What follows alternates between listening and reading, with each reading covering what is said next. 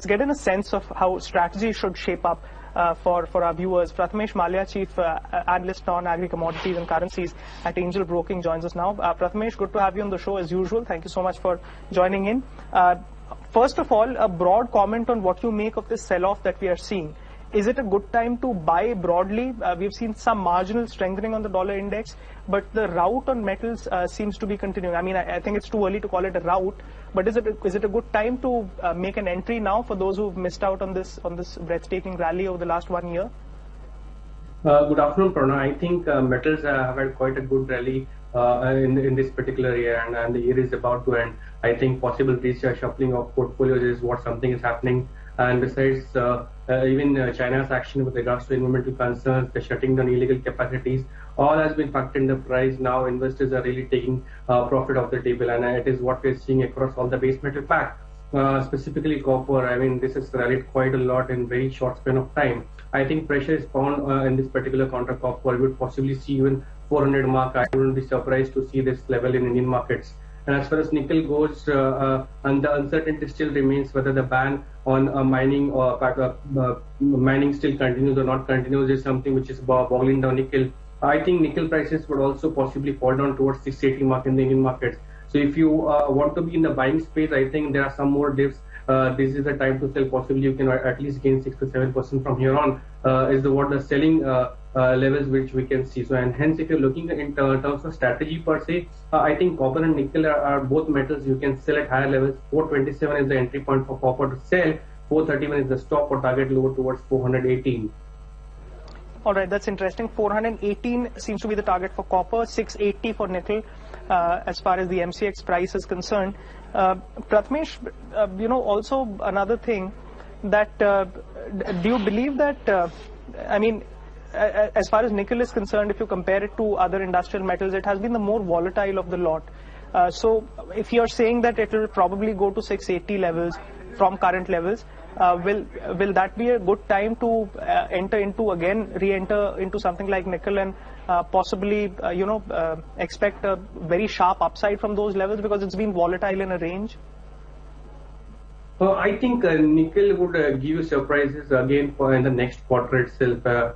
Taking into consideration the ban on mining being lifted, not lifted. So that is one certainty that will surround nickel. But if you're just asking a trend per se, nickel, I think 660 and 680 is the price points wherein an investor would try to accumulate or possibly for a longer term time frame of 3 to 4 months. I can again see back 730, 740 back on the cards.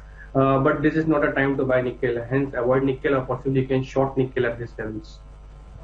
Not before it goes to a level of around 680 or 670 is what you're saying, right? Yes. Okay. You spoke about the long position dilution. I mean, we've seen a lot of speculative long positions being trimmed on these industrial metals, especially on copper as well.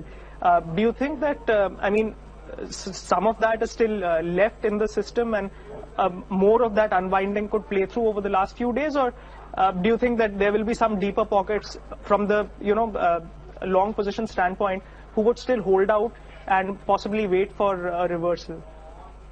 I think reshuffling would possibly continue till the first week of January. So there is still more room for a price correction across all the base metals. And the price correction in copper and nickel is something which I'm looking at a much more deeper point when compared to other metals like lead or for that matter aluminium. Aluminium would possibly stabilize around 128 mark. It's trading at 131, 132 mark.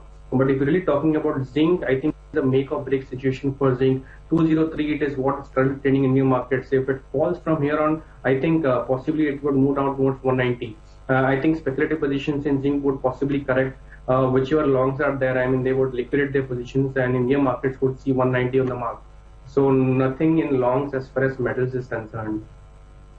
I'm sorry, Prathamesh, I missed your price level on zinc. You said 203 is a make or break point. Where could it go worst case?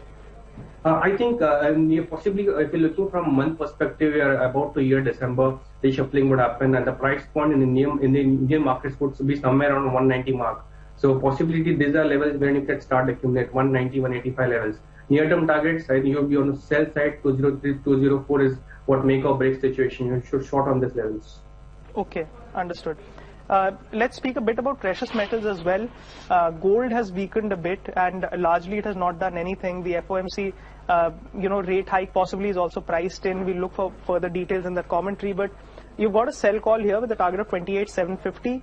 The currency is kind of flat ahead of the RBI policy. You've got a sell call on silver as well with a target of 36,800. I think much of it is got to do with the tax plan, which would possibly go ahead as far as the US economy is concerned. So that is one good sense. Besides, the recent data sets from US has been very optimistic, which sets the tone for stronger dollar. And I think the dollar index, which is trading at 93 levels mark, it's headed further stronger towards 97 mark, possibly from a couple of month perspective. In that sense, I would see precious metals headed lower. If you're talking about Indian markets, I think 28,500 and 28,200 are the entry points when you can see targets. So as far as gold is concerned, at 29,000 it is what's currently trading at. So I see correction in gold. As far as silver is concerned, again, March contract 37,600, 37,700 is what it's currently trading at. I think the price point correction would possibly go lower towards 37,000 mark. So I would short both the metals, gold as well as silver. Okay. And what do you feel about crude oil, Prathamesh? That gasoline buildup was very, very solid. I mean, no one was expecting that kind of a 9 million barrel number. But on the crude oil inventory level, it was a draw. That's what the API is telling us. Yes, I think API and EIA both numbers diverge most of the times. I would possibly have a more attention to detail on the EIA numbers, which should possibly release today. But talking about gasoline numbers as per se, I think it is a surprise build-up. I would possibly not take into consideration into the factor into price. But all said and done, I think crude prices are possibly headed for a near-term correction. 60-70 rupees from current levels in the Indian markets can be seen, and hence possibly we are advising sell side in this particular count at 3,700 mark. It is around at this level at current prices. The stock would be 3,765. Target would be around 3,600. A final word on the dollar index, Prathamesh. We are, again hovering close to that 93 level. Only in January this year, we were close to 104. So despite these brief bouts of strength that has come in, and despite all the talk around the US tax plan and everything, some certainty coming, the Senate passing it, that strong move hasn't been seen. I mean, if there's been one day of gains, it has been compensated over the last few sessions. So broadly, we remain to be quite weak compared to what we were in the last year. 95, 96, 97, are these realistic levels by the end of March?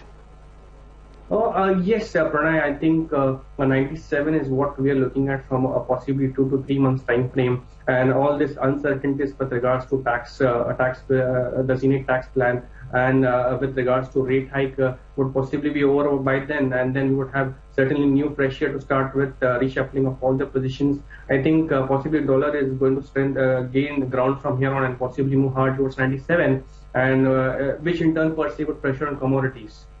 Right, and the fund-based buying, and the resumption of this momentum on industrial metals, do you see it only once we enter into the new calendar year, or do you think that this kind of range-bound pressured trade could continue till the end of the fiscal?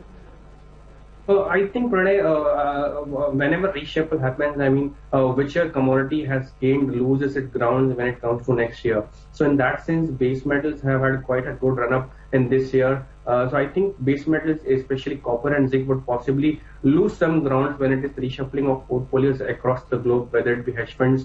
I would possibly see crude gaining a bit of momentum when it is reshuffling, or for that matter, even natural gas. Natural gas has been declining for most of this year. If you just look at the calendar basis, January to December, it is not given, it is a negative return. So I think natural gas would gain grounds, and possibly to some extent crude will also gain some bit of portfolio. All right, Prathamesh, we're going to leave it at that, but thank you so much for giving us an exhaustive sense of what you make of the ongoing sell-off that we are seeing across industrial metals, what do you feel about inventory levels, and your sense on crude and precious metals as well, along with, of course, your strategies. We'll take a very quick break, but on the other side,